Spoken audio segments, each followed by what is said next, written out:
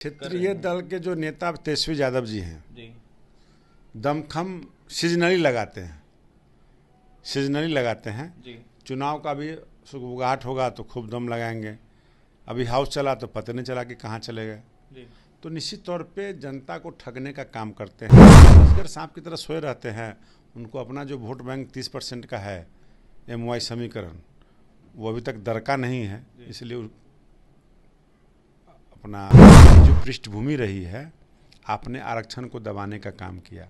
आपने लोगों का जो जवानी जो होता है ना, जो युवा का, हम ये एक समय जब आप सत्य और मजबूती के साथ थे तो आपने BPSC का एग्ज़ाम क्यों नहीं कराया? आप का कंसेप्ट था कि चरवाहा विद्यालय खोलना है, आप चरवाहा विद्यालय को हाईटेक क्यों नहीं किए, यूनिवर्सिटी क्यों नहीं बनाए? सरकार के पूर्व मंत्री रामसूरत राय अभी हमारे साथ जुड़ेंगे, बात करें। रामसूरत जी, इन दिनों 4 सीटों पर उपचुनाव होना है, इसको लेकर काफ़ी ज़्यादा चर्चा हो रही है। आपकी पार्टी ने बीते दिनों बैठक भी की है, किस तरीके की तैयारी चल रही है और क्या कहिएगा? निश्चित तौर पे बिहार के अंदर अभी 4 सीटों पर उपचुनाव होना है, जिसमें से हमारे NDA के प्रत्याशी चुनाव लड़ेंगे और चारों सीट पर ये तय है कि हम चुनाव जीतेंगे। और पूरी प्रबंधन हमारे गठबंधन के नेताओं के द्वारा, पार्टी के अध्यक्ष के द्वारा, पार्टी के नेताओं के द्वारा पूरी तैयारी की जा रही है और सभी जगह प्रत्याशियों का सिलेक्शन आ गया है। फाइनल मोहर कोर कमेटी लगा देगी और उसको हम लोग मैदान में उतारेंगे और बहुत कम मार्जिन से जहां से हम लड़ेंगे वो विधानसभा रामगढ़ का है, वो विधानसभा तरारी है और बेलागंज है और एक जहाँ से माननीय मांझी जी का क्षेत्र है इमामगंज है। वो इमामगंज में माननीय मांझी जी के प्रत्याशी होंगे और माननीय मुख्यमंत्री जी हमारे गठबंधन के नेता हैं, जनता दल के प्रत्याशी होंगे। जहाँ से बीजेपी जो जहाँ का सीट था, जहाँ लड़ा था, वैसे लोग प्रत्याशी उतरने की संभावना है। तो निश्चित तौर पे चारों सीट हम जीतने जा रहे हैं। आप लोग कितने सीट पर चुनाव लड़ने जा रहे हैं?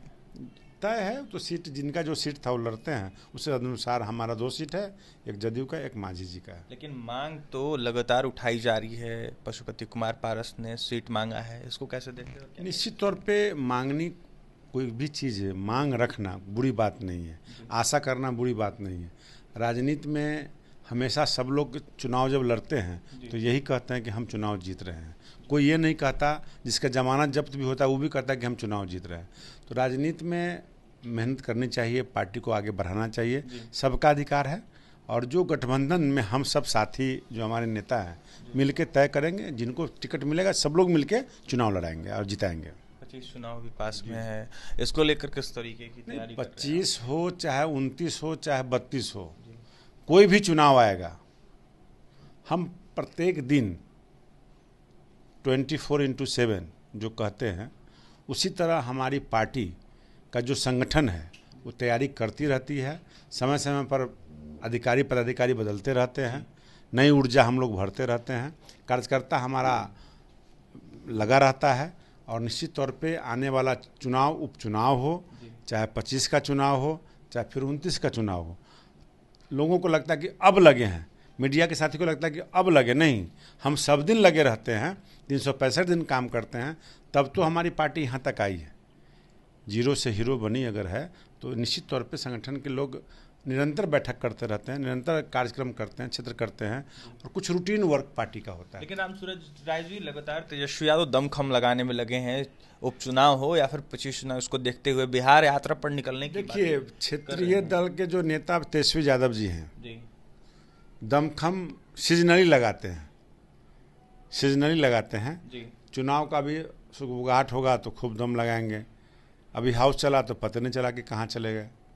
तो निश्चित तौर पे जनता को ठगने का काम करते हैं और उनका एक वोट बैंक का जो आधार है वो फिक्स है। वो जानते हैं कि इसमें हम मेहनत नहीं भी करेंगे तो इतना वोट हमको आ जाएगा। तो अजगर सांप की तरह सोए रहते हैं। उनको अपना जो वोट बैंक 30% का है MY समीकरण वो अभी तक दरका नहीं है, इसलिए अपना घोड़ा बेच के सोए रहते हैं। अब समय आ गया चुनाव का तो उस तरह जाएंगे, क्षेत्र में घूमेंगे। अंतिम सवाल रहेगा, आरक्षण का मुद्दा काफ़ी ज़्यादा उठा रहे, कह रहे हैं कि आरक्षण को देखते हुए 9वीं अनुसूची में शामिल करने की बातें करते, तो कह रहे थे कि केंद्र सरकार ने शामिल ही नहीं। सच्चाई है कि अब हम लोग जब बोलते हैं या बोलेंगे तो लोग कहेंगे कि बहुत बोलता है। आपके पिताजी से लेकर के आपको भी समय मिला था, आपने क्या किया? पिताजी जब माननीय मुख्यमंत्री थे, माताजी जब माननीय मुख्यमंत्री थे, उस समय आरक्षण और बहाली आपने क्यों नहीं किया था?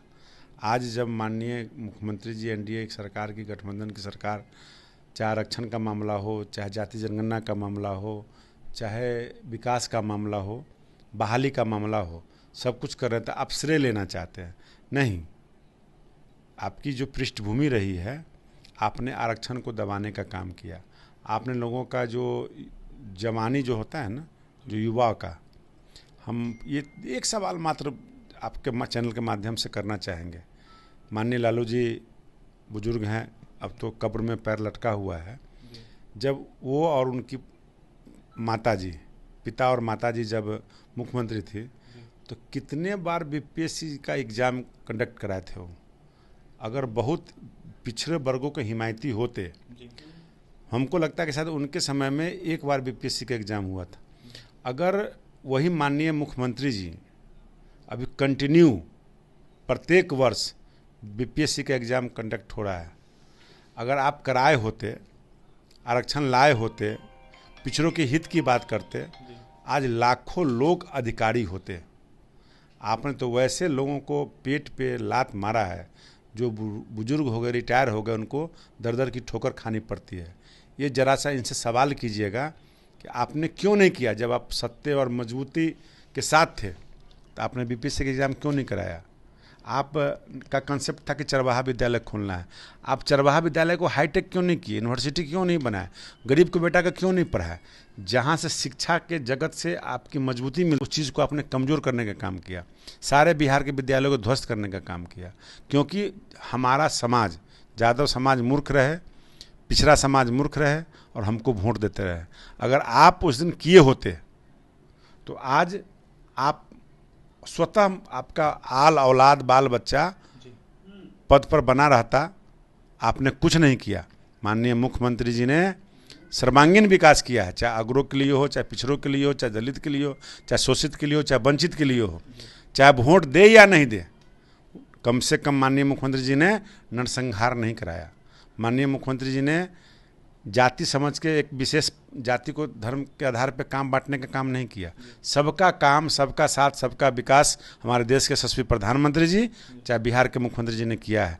आप 15 साल कंटिन्यू पति पत्नी मुख्यमंत्री थे, आपने एक एग्ज़ाम मात्र बीपीएससी का कराया था, बाकी 14 साल का एग्ज़ाम आपने बैठ के चबा गया, उन पिछड़ों का हक मारने का काम किया। देखिए, पिछड़ों का हक मारने का काम अगर कोई किया है वो है लालू प्रसाद यादव और राबड़ी देवी। बिहार सरकार के पूर्व मंत्री रामसूरत राय जमकर निशाना साध रहे थे। आरक्षण का मुद्दा हो या फिर 24 में जिस तरीके से उपचुनाव हो रहा है उसका मुद्दा हो या फिर 25 के चुनाव का मुद्दा, इन तमाम मुद्दों पर यह साफ कहते हुए नजर आ रहे थे कि तेजस्वी यादव अजगर सांप की तरह सोए हुए रहते हैं। एमवाई समीकरण के जिस तरीके से बातें करते हैं उसको देखते हुए वो जानते हैं कि 30% वोट जो है उनके साथ है, इसी वजह से सोए हुए रहते हैं। और जब चुनाव आता है तो प्रचार प्रसार और दमखम लगाने में लग जाता है। लेकिन जनता जाग चुकी है, जनता जानती है और आने वाले चुनाव में जिस तरीके से जनता जो है वो जवाब देगी। और भी तमाम खबरों के लिए बने हमारे साथ। बहुत बहुत धन्यवाद।